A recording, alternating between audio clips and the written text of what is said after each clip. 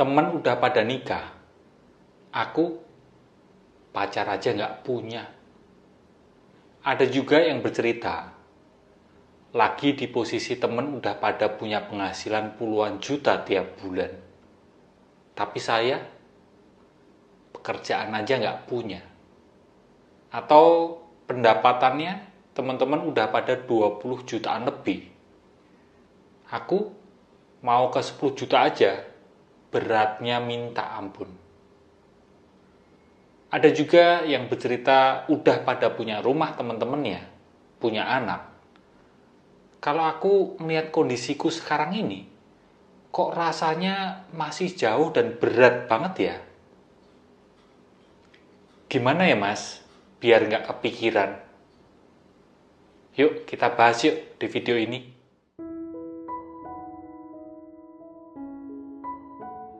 Kenalin ya, saya Aji Santoso Putro. Selamat datang di Muda Rasa. Secara berkala, saya akan upload video seapa adanya seperti ini, yang semoga bisa membantumu mengurai perasaan-perasaan yang sedang kamu alami ya. Juga semoga ini bisa jadi tempat hening buat kamu menenangkan diri di tengah bising di luar sana. Jadi kalau kamu mau subscribe, mau nanya-nanya dan cerita-cerita di komen, boleh banget loh ya. Di episode 6 ini, saya akan mengajakmu, kita akan bareng-bareng bahas soal membandingkan diri kita dengan orang lain. Sadari dulu, barangkali pikiran kita emang gemarnya itu membandingkan diri kita dengan orang lain. Pikiran kita cenderung berpikir what should be, bukan what it is. Karena pikiran kita, ya terlatih begitu. Berbagai hal yang kita alami di masa lalu, masa kecil, masa remaja, mengkondisikan pikiran kita untuk membandingkan. Ya, pikiran kita jadi berlandaskan membandingkan. Cenderung mengarah ke what should be, sebagai pelarian dari what it is. Apa yang seharusnya sebagai pelarian dari apa yang seapa adanya. Membandingkan bisa jadi merupakan upaya pikiran untuk melarikan diri dari seapa adanya diri kita. Kita sadari itu dulu ya. Maka saat muncul pikiran membandingkan, itu adalah hal yang wajar. Nggak perlu denial, nggak perlu dilawan, nggak perlu disangkal. Kalau melawan pikiran yang membandingkan, berarti kita juga terjebak dalam pembandingan. Perlawanan itu berlandaskan pembandingan antara membandingkan itu buruk dengan nggak membandingkan itu baik. Saya ulangi pelan-pelan ya. Kalau kita melawan pikiran, kita lawan pikiran yang membandingkan itu, berarti kan kita juga terjebak dalam pembandingan. Kenapa? Karena perlawanan yang kita lakukan itu juga berlandaskan pembandingan antara membandingkan itu buruk dengan enggak membandingkan itu baik. Bisa dipahami ya sampai sini ya? Oke, kita lanjutin ya. Ketika muncul pikiran membandingkan, apa yang perlu kita lakukan? Sadari saja. Oh, ini pikiranku baru membandingkan. Pikiran nggak perlu diregulasi. Dengan begitu, kita jadi keluar dari pasir hisap pikiran. Semakin kita lawan, semakin kita malah tenggelam. Dari mode pikiran ke mode kesadaran. Pelan-pelan, pikiran membandingkan itu akan surut dengan sendirinya kok. Beda kalau pikiran itu kita lawan dengan pikiran.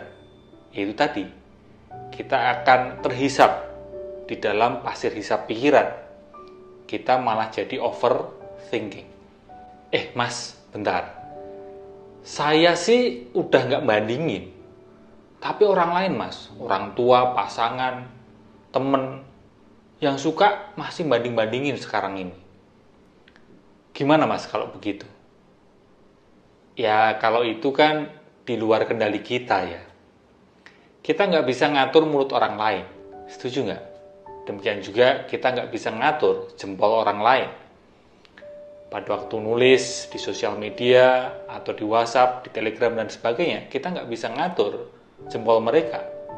Sikap orang lain berdasarkan kesadarannya masing-masing. Demikian juga sikap kita berdasarkan kesadaran kita sendiri.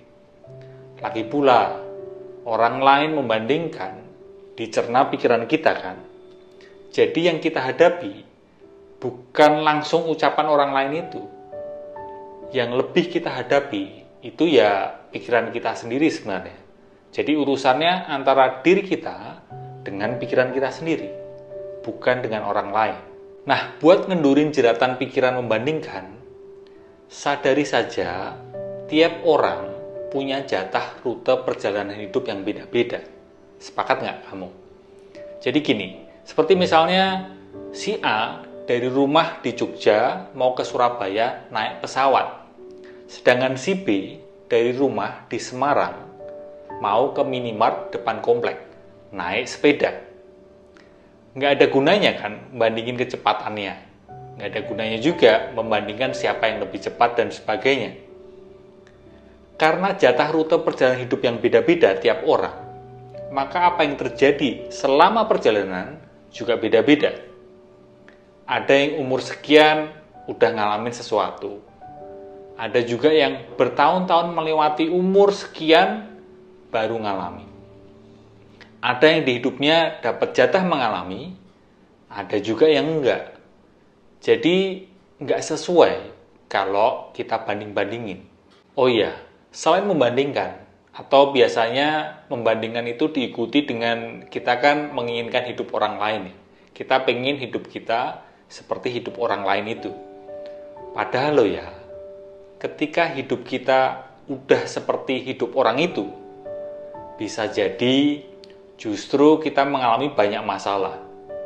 Lebih menderita dan bahkan pengen hidup balik seperti hidup kita sebelumnya aja. Yang kita inginkan ternyata bisa jadi bukan yang kita butuhkan.